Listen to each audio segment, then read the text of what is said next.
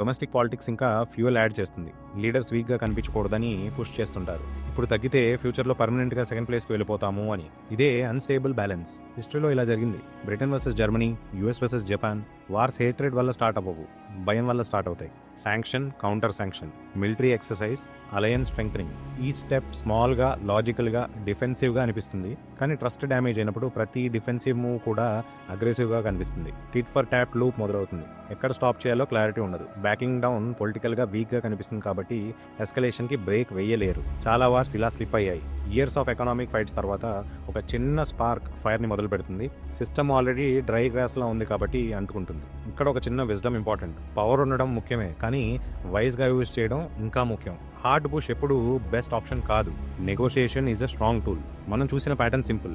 బలం తగ్గితే rules week అవుతాయి. కాంపిటీషన్ పెరిగితే ట్రేడ్ అండ్ టెక్ ఫైట్స్ మొదలవుతాయి. ట్రస్ట్ డ్యామేజ్ అయితే ఎస్కలేషన్ ఈజీ అవుతుంది.